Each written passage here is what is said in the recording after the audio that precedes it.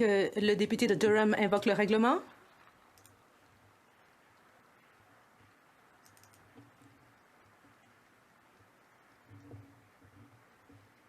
Merci, Monsieur le Président. Et je vous remercie, chers collègues. Aujourd'hui, je prends la parole pour une dernière fois en Chambre. Et c'était le privilège d'une vie que de représenter Durham. Moi, je suis née à Port Perry. Je représente aussi Oshawa ainsi que des petits hameaux. Mais j'ai beaucoup apprécié de travailler avec les gens de Durham, les bénévoles, les représentants autochtones, les premiers intervenants. Et ça a été une véritable joie que de travailler avec eux. Mais j'aimerais commencer mon discours en remerciant ma femme fort patiente, Rebecca. Rebecca, tu es mon pilier. Nous avons dévoué notre famille au service public et ton soutien a changé grandement la donne. Merci beaucoup.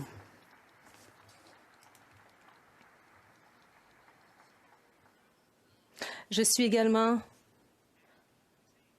incroyablement fière de mes deux enfants et j'ai de très beaux souvenirs avec eux. Par exemple, la course à pied au parc Stanley avec Molly ou aller à la pêche au crabe avec Jack.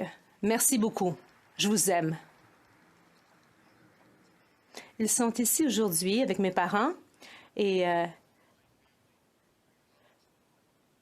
un autre membre de ma famille et je remercie tout le monde de m'avoir soutenu. Je remercie aussi ma famille politique, mes amis ici du Parti conservateur et aussi mes meilleurs amis de l'armée, du milieu du droit ou du monde de l'entreprise. Vous avez vécu cette aventure politique avec moi. Combien de candidats qui se présentent pour la première fois voient Wayne Gretzky à leur première activité de collecte de fonds? Combien de candidats ont des petits pelotons de vétérans militaires qui frappent aux portes pour eux? Mon succès est dû à vos efforts. Vous savez qui vous êtes et je vous remercie. Je tiens à remercier tout particulièrement mon personnel fort dévoué. Au cours des années à Durham, il y a eu beaucoup de gens qui ont travaillé pour moi et votre dépassement de soi a beaucoup contribué. Et je remercie les hommes et les femmes qui ont travaillé avec moi dans mon bureau quand j'étais ministre des anciens combattants et aussi chef de l'opposition. Bien souvent, vous avez abandonné une autre carrière pour venir travailler chez moi. Vous l'avez fait parce que vous croyez en moi et parce que vous croyez dans votre pays. Je vous remercie et je n'oublierai jamais vos efforts. Je suis aussi très fière des réalisations que nous avons faites ensemble, tant dans les banquettes ministérielles que dans l'opposition.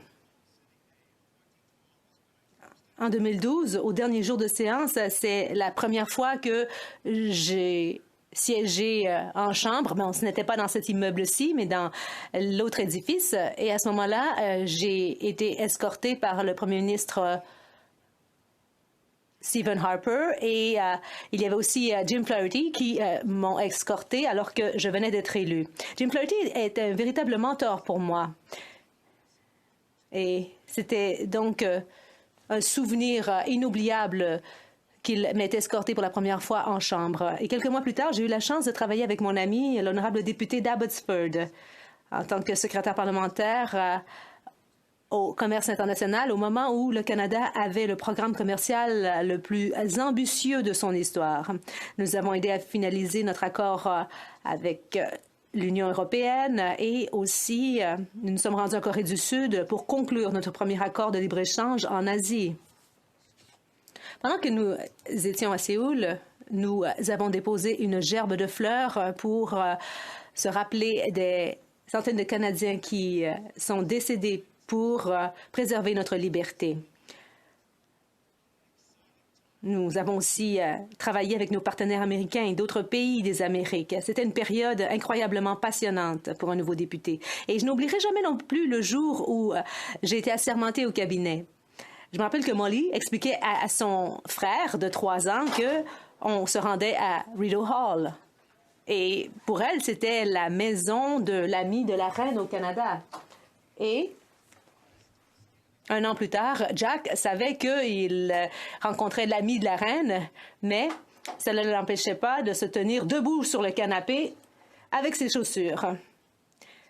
C'était un véritable privilège que d'aider à traiter la santé mentale pour les anciens combattants et de réduire les temps d'attente pour le traitement de leurs dossiers. Monsieur le Président, j'ai visité beaucoup plus de Légion du Canada que quiconque lorsque j'étais ministre des Anciens combattants. Et je vais vous dire que j'ai battu ce record. Et lorsque j'y étais, j'ai pu écouter ce que les gens avaient à dire. Et je crois que le fait de prêter l'écoute avec humilité, c'est une façon de restaurer la confiance. J'ai pu bonifier les prestations pour les anciens combattants et leurs familles. Et puis, j'ai pu forger des amitiés avec même ceux qui poursuivaient notre gouvernement. J'ai fait de mon mieux et je crois vraiment que nous avons changé les choses. Et Monsieur le Président, j'ai eu aussi la chance d'être chef du Parti conservateur du Canada, le Parti de la Confédération, le Parti de la Déclaration des droits, le Parti de la lutte contre l'apartheid et le parti qui dénonçait l'agression précoce de Vladimir Poutine. C'était là le point fort de ma carrière politique. Et puis il y a eu la pandémie, la polarisation et des perspectives incertaines à l'époque et j'ai pris cette responsabilité très au sérieux. Et je crois que nous avons fait une réelle différence. Le travail pour le pays, l'économie, l'innovation, la santé mentale, la réconciliation, nos valeurs et nos intérêts sur la scène internationale. On a proposé des politiques intelligentes pour notre avenir. C'était aussi un honneur pour moi, un député anglophone de l'Ontario, d'honorer la nation québécoise et de participer dans les débats importants pour le Québec, sa culture, sa langue, son identité. Comme chef, je le disais souvent, nous devons préserver l'existence de la seule nation francophone en Amérique du Nord. 7 millions de francophones au Québec et à travers le pays, dans un océan de presque 400 millions d'habitants en Amérique du Nord. Nous devons reconnaître que c'est très spécial et de le protéger. C'est un projet patriotique, c'est un projet vraiment canadien, Monsieur le Président.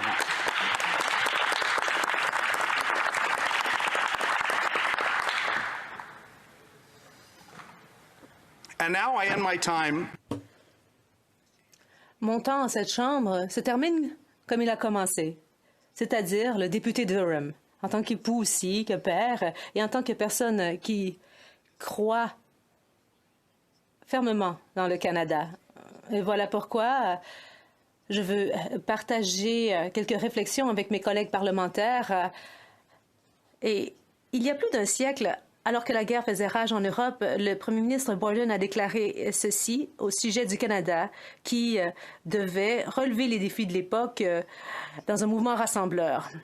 Dans les conditions terribles auxquelles le monde est confronté aujourd'hui, pourquoi l'avenir politique d'une personne ou la fortune politique d'un parti devrait-il s'opposer un seul instant à la réalisation d'un grand dessein national?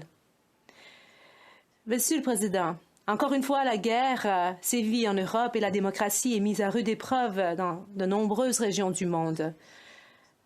Dans ce contexte, nous devons nous demander quel est le grand dessein national à ce moment critique de notre histoire. L'Ukraine va lancer une importante contre-offensive dans la guerre bientôt et les soldats canadiens ont aidé à former l'armée ukrainienne. Mais la semaine dernière, nous avons appris que les soldats canadiens envoyés à Lettonie pour soutenir cet effort sont contraints d'acheter leurs propres casques. Cette nouvelle est tombée quelques semaines après que nous ayons appris que le premier ministre avait déclaré à nos alliés que le Canada n'avait pas l'intention de respecter ses engagements en matière d'investissement auprès de l'OTAN. Le pays qui, à l'époque de Borden, a assuré la victoire à la crête de Vimy doit maintenant laisser ses soldats acheter leur propre équipement. Le pays qui a contribué à la rédaction de la Charte de l'OTAN ne paie pas sa juste part. Notre Chambre devrait toujours veiller à ce que les hommes et les femmes en uniforme disposent toujours de l'équipement dont ils ont besoin pour accomplir leur travail, que nous leur demandons, et qu'ils nous permettent de respecter notre parole.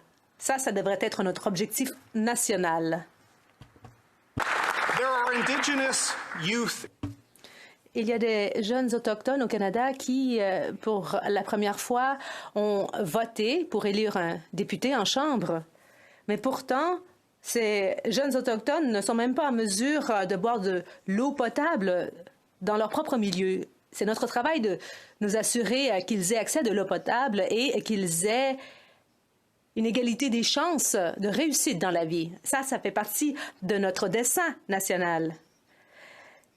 Ça prend 10 ans pour acheminer un pipeline jusqu'à la mer, 2 décennies pour mettre une mine en exploitation. Le Canada a ralenti son rythme au moment où le monde a besoin que nous l'accélérions. Notre objectif national devrait être d'acheminer les ressources canadiennes vers les marchés mondiaux, tant pour l'économie que pour l'environnement. Le Canada est confronté à de nombreux défis en ce moment. Mais il y a aussi des débouchés exceptionnels. Par contre, nous n'en tirons pas avantage en ce moment. Au lieu d'être un chef de file et au lieu de débattre de notre objectif, de notre dessein national dans la Chambre, nous sommes trop nombreux à poursuivre les algorithmes dans le gouffre de la diversion et de la division.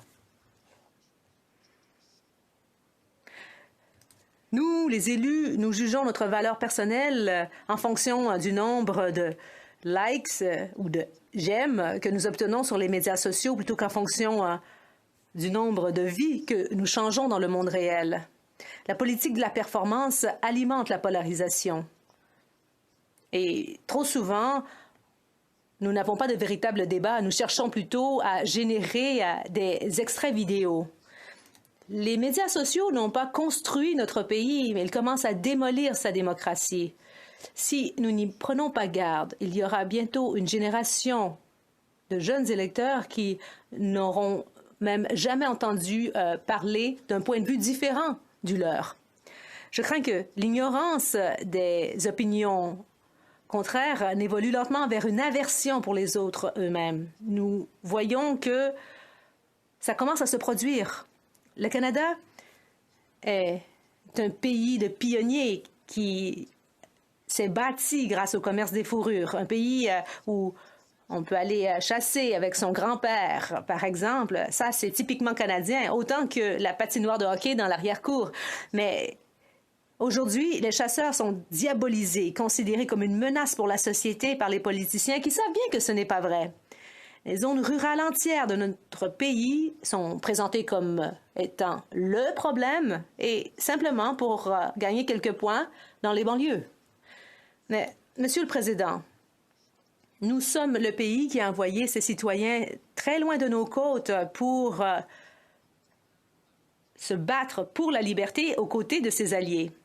Des diplomates canadiens, dont un futur premier ministre, ont participé à la rédaction des accords qui ont transformé ce sacrifice en paix et en sécurité pendant des décennies. L'OTAN, les Nations unies, le Commonwealth. Or, de nos jours, trop souvent, on laisse cours aux théories du complot sur l'ONU ou le Forum économique mondial. Et moi, je me demande, pourquoi attribuons-nous à des personnes ou à des organisations des motifs sinistres alors que ce n'est tout simplement pas vrai? Parce que nous laissons d'autres personnes définir le débat à notre place. Nous risquons de permettre à d'autres de définir la voie à suivre pour notre pays parce que, et vous savez quoi, Monsieur le Président, nous devenons des personnes qui suivent nos abonnés alors que nous devrions être ceux qui sont suivis. Et moi-même, j'ai été victime de cette tendance. Et il y a un député de l'autre côté de la Chambre qui m'a même dit qu'il ne parlait plus à son frère à cause de la polémique sur les vaccins. Les familles canadiennes éprouvent des difficultés à avoir des discussions importantes, mais ces discussions doivent commencer ici, dans la Chambre des communes. Pourquoi l'avenir politique de n'importe quel député ou la réussite électorale d'un parti devrait entraver notre unité ou notre prospérité future, celle que nous voulons léguer à nos enfants? Nous devons relever les défis uniques auxquels le Canada est confronté aujourd'hui, et ça doit être notre grand objectif national. En tant que députés, nous devons toujours faire passer en premier le pays. Nous devons être des leaders et pas seulement des gens qui suivent les tendances. Nous devons diriger et pas seulement suivre. Nous devons nous efforcer d'inspirer et veiller à ne pas inciter des sentiments négatifs. Nous devons débattre avec perspicacité et raison et ne pas nous contenter de tweeter par frustration. Plus tard, les Canadiens se rappelleront que c'est au cours de cette législature que notre déclin a commencé.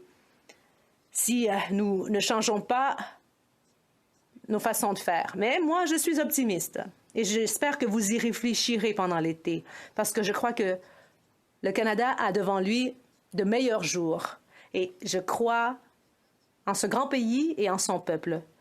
Et mes amis, je crois en chacun d'entre vous. Ça a été un plaisir. Merci beaucoup.